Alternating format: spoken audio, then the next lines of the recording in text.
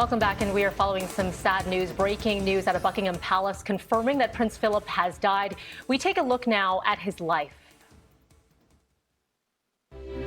He was born on the island of Corfu in 1921, the only son of a Greek prince. Just 18 months old when his parents were exiled, Philip's tumultuous childhood journey eventually brought him to Scotland. Prince Philip graduated at the top of his class at Britain's Royal Naval College. It was there that the teenager first met the heir to the British throne when Princess Elizabeth visited the college with her parents. Fast forward to 1947 when Philip officially joined the British royal family in a lavish wedding ceremony at Westminster Abbey. The royal couple gave birth to their first child, Charles, Prince of Wales, a year after their marriage. 3 more children would follow. With his Navy career behind him, Philip stepped into full-time royal duties a year before Elizabeth ascended to the throne. As the Queen's husband, Philip had no official power and quickly picked up several nicknames, including the Second Handshake. Prince Philip made dozens of official visits to our country over the years, rubbing shoulders with Canadian politicians, taking part in royal events. You have just witnessed the world's most experienced plaque unveiler at work. And greeting starstruck Canadians. Philip's last trip to Canada came in April of 2013, a visit that included an elaborate ceremony marking the Battle of York. I'm also delighted that this ceremony is taking place here in Toronto.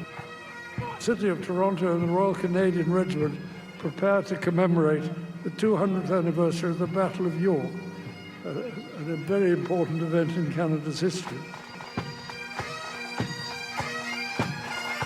The Prince also played an active role in inspiring Canadian children. The Duke of Edinburgh Awards were established in 1963, honoring young people from coast to coast for their personal development and accomplishments. Multiple hospital stays and failing health kept Philip closer to home in the later years of his life. In 2017, at the age of 95, the Prince announced he would be stepping down from his royal duties, but his royal wit was still on full display. I'm sorry to hear you standing down. I'll stand up. Never far from his wife's side, Prince Philip leaves behind his own unique legacy, an eternal place among British royalty.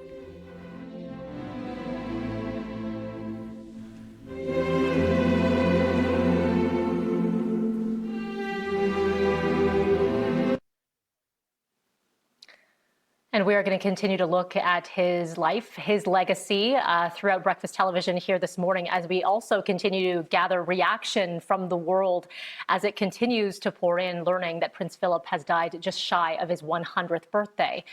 Right now it is 7:33. Frankie, again, this news just coming in within the last 20 minutes or so. What's your reaction to this?